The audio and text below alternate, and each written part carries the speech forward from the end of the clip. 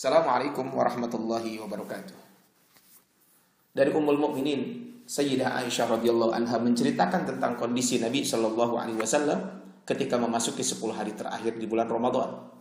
Karena Rasulullah SAW adalah Rasulullah SAW idza dakhala al-ashr, jika memasuki 10 hari terakhir bulan Ramadan, syadda mi'zarahu, mengencangkan ikat pinggangnya, wa ahya lailahu, dan menghidupkan malamnya, wa ayqadha ahlahu, dan membangunkan keluarganya. Apa sih sebenarnya rahasia perhatian beliau terhadap 10 hari terakhir bulan Ramadan? Paling tidak ada dua sebab yang paling utama kenapa Rasul memperhatikan ini. Yang pertama, karena 10 hari terakhir ini merupakan penutup bulan Ramadan. Sedangkan amal perbuatan itu tergantung pada penutupnya atau pada akhirnya.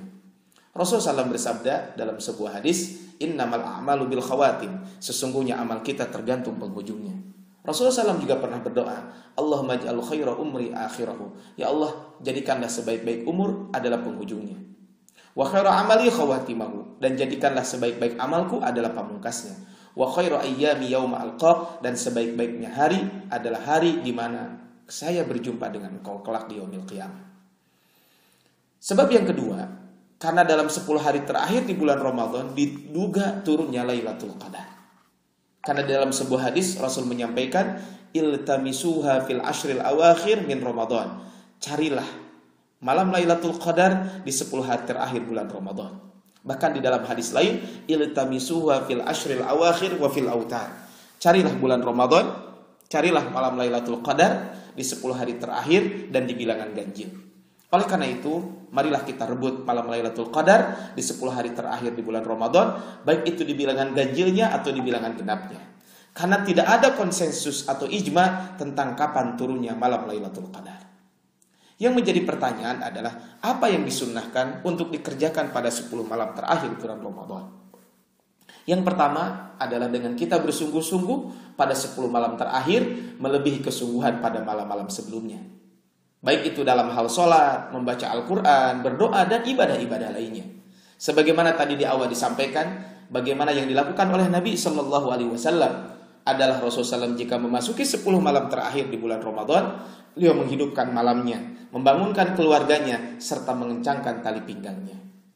Yang kedua, dengan menegakkan sholat tarawih dengan penuh keimanan dan hanya mengharap pahala dari Allah Subhanahu Wa Taala. Dalam sebuah hadis disebutkan, man qama lailatal qadri imanan wa ihtisaban.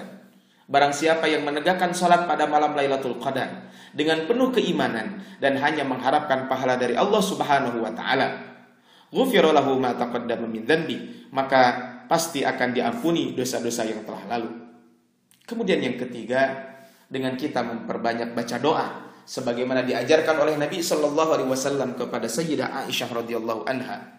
Kata Sayyidah Aisyah, ya Rasulullah, ara'aita in alimtu ayyu lailatin lailatul qadar.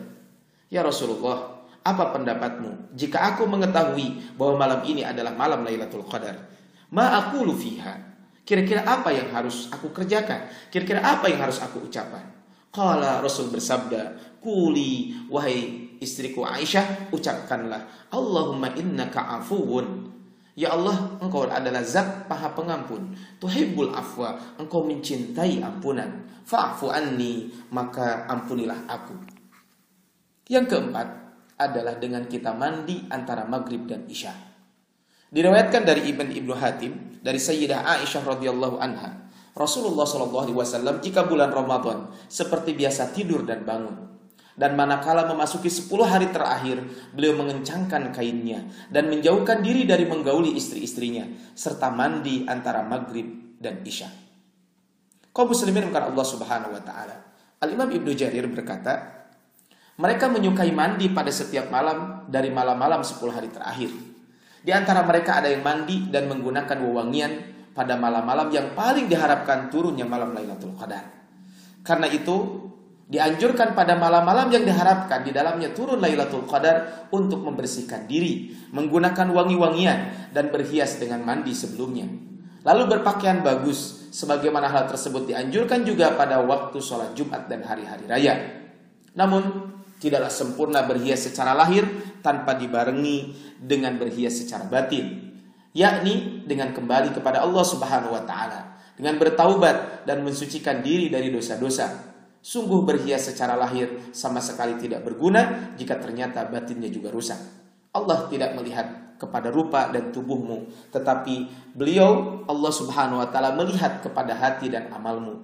Karena itu barang siapa yang menghadap Allah subhanahu wa ta'ala, hendaklah ia berhias secara lahiriah dengan pakaian serta batinnya dengan takwa. Karena Allah subhanahu wa ta'ala berfirman di dalam surat Al-A'raf ayat 26, Ya bani Adam khudhu zinatakum inda kulli masjid.